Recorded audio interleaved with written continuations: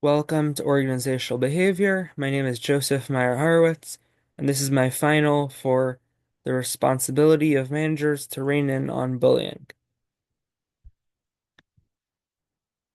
So, what is workplace bullying? Bullying, specifically workplace bullying, can cause increased stress, anxiety, poor performance, depression, burnout, or even quitting for employees.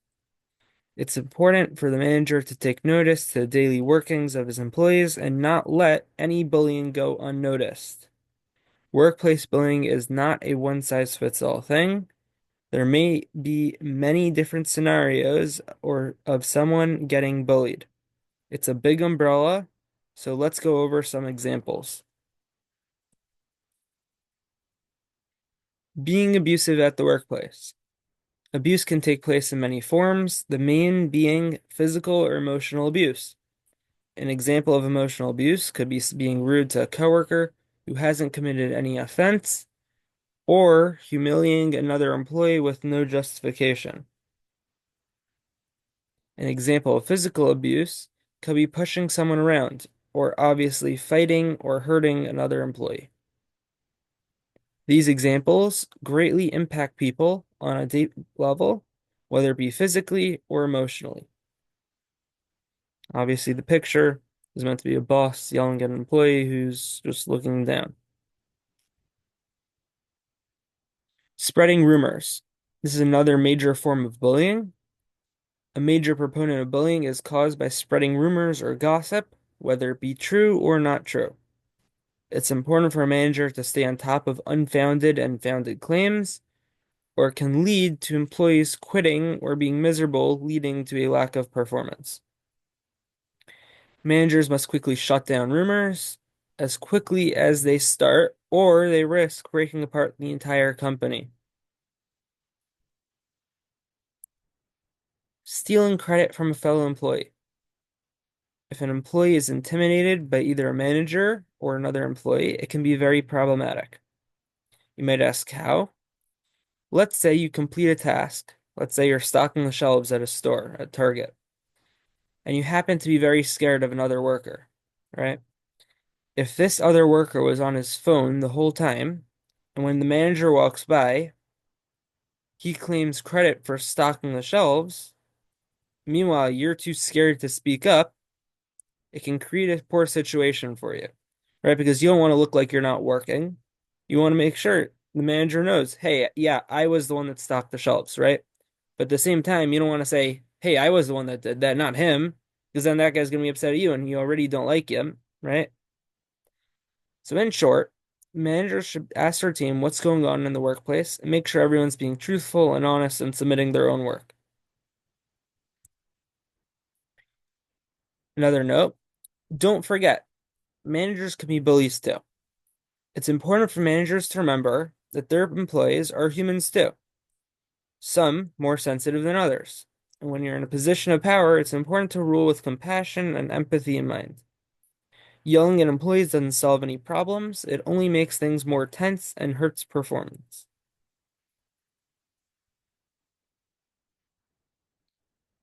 Not everything is intentional, so make sure everyone is aware of possible issues. Just because someone bullies someone, again, bullies in quotations, doesn't mean they are doing it on purpose. Sometimes someone genuinely doesn't realize they're bothering someone or hurting their feelings.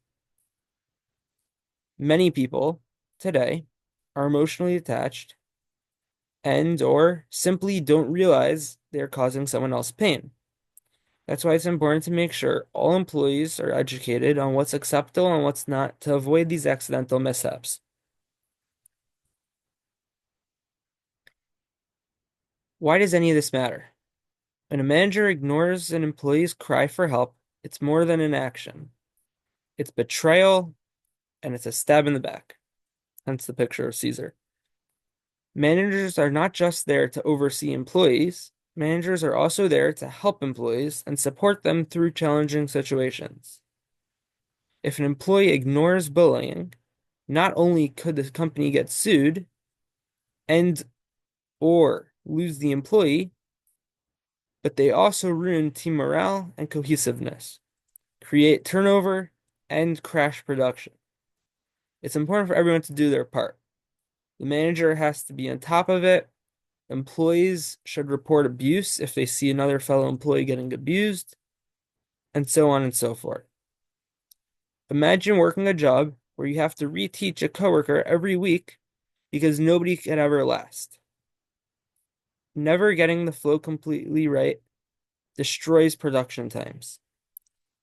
That's why turnover is so important in companies, and it's very important to be able to retain your employees and keep everyone happy.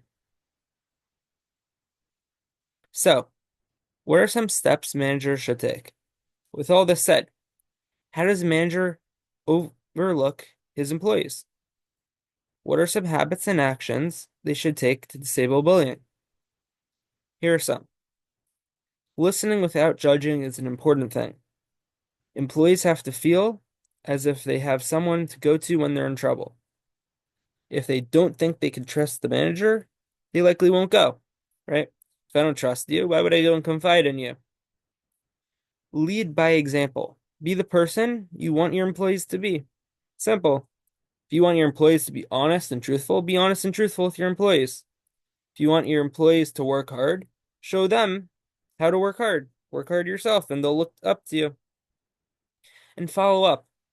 If someone complains to you about harassment or bullying or whatever it is, don't just assume it's a one and done, and once you reprimand the person, he's going to stop doing it. Keep an eye on him. If someone was accused of bullying, make sure that it doesn't continue to happen. Have a clear set of rules of what cannot take place in the workplace and what can, along with HR info and punishments if bullying does take place. If you have a list of rules up on the bulletin board and you say immediate suspension for anyone caught bullying, it's a lot more impactful and it stands out a lot more to people who might bully someone. Have training sessions. Should have classes every so often just talking about respecting one another and anti-bullying training. This one is super important. Have a good reporting system, especially if there's no big HR department. Many employees report fear of losing their jobs as the main reason for not reporting bullying and other conduct issues. In fact, according to Staff and Wires Reports 2024, as much as 34% of people did not report out of fear for their own job or thinking no action would be taken, meaning they thought it'd be useless. In my opinion, that really shows just how much it's important to have a very good reporting system so that if someone is getting bullied or has a problem at work, that they could go and report it and not have to be scared about retaliation. Which gets us to the next one. As we hinted to and said before, make sure to follow up with the victim. Retaliation can happen, and it's important to be on top of it, right? If someone goes and reports another employee for bullying them or for abusing them, you don't want that person going and lashing out at them the next day if they find out who it was. So make sure you follow up with them.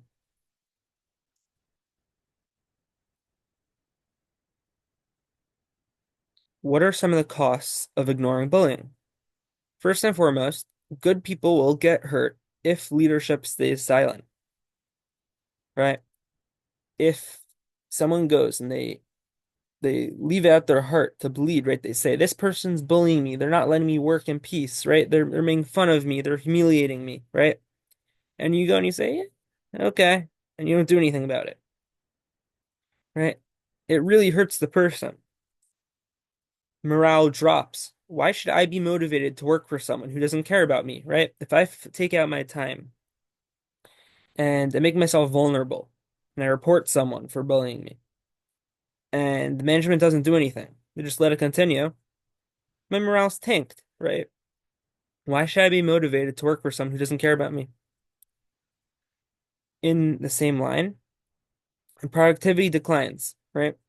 Okay, so my morale dropped. I'm not as interested in doing it. So my productivity drops. I used to make 10 units an hour. Now I make 8 units an hour because I don't feel as indebted to this company as anymore. Burnout with people calling in sick just to avoid the workplace, right? I might say, you know what, I'm not going in today, right? I'm not sick. I'm gonna call in sick because I really just don't want to go into this toxic workplace.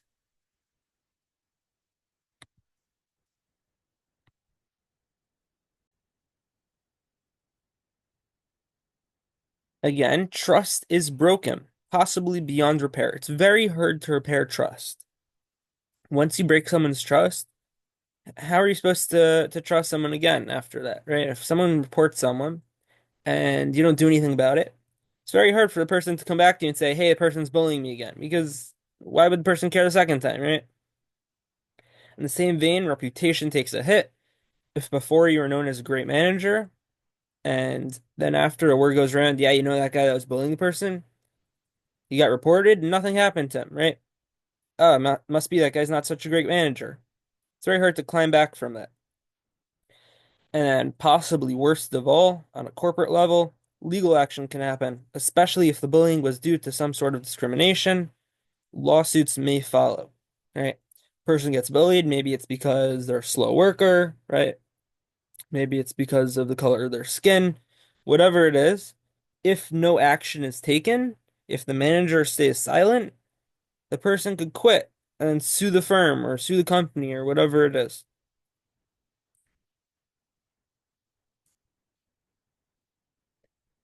So, we talked about why the manager should step in and what could happen if they don't. So, let's give a real life example of what happened when the manager does not step in. Probably know Ellen DeGeneres. She was the world's famous talk show host, having thousands of celebrities and singers on her show, talking about lots of different subjects. In 2020, approximately 36, maybe it's a bit more now, of her employees spoke up about her toxic workplace, where sexual misconduct, leading with intimidation, and fear and retaliation were common in her workplace. This is a quote from one of her former employees, quoted by BuzzFeed News via NPR in 2020. There was no way to make complaints confidentially within the show, and senior staff, pressure them not to go to HR at Warner Bros. And again, this shows exactly what we've been saying, how important it is for employees to be able to have somewhere to go if they have issues, right? It shouldn't be up to the employee to try to figure out how to nonchalantly tell ownership or management exactly what's going wrong. Management should notice it on their own, but the employee should have a means of speaking out anonymously. So, in conclusion, the manager's role matters. Workplace bullying does not go away on its own, and silence isn't neutral, right? You're not doing anyone any favors by saying, "Oh, I'm Swiss," right? I'm silent. It's fine. I'll just be quiet and it'll go away, right? It's not going to go away. If you're the manager or if someone's attached to the management group, it's very important to take quick action. Whether the bullying is loud and obnoxious or quite toned down, the effects are felt either way and must be dealt with. As managers, we have the responsibility and authority to deal with the issues, and we must do it promptly. And lastly, if we want better and more civil workspaces, as we said before, it starts from the top managers included. This is the Works Cited page. After I upload this video, I will attach the YouTube link to the last page. Thank you very much. Have a great night.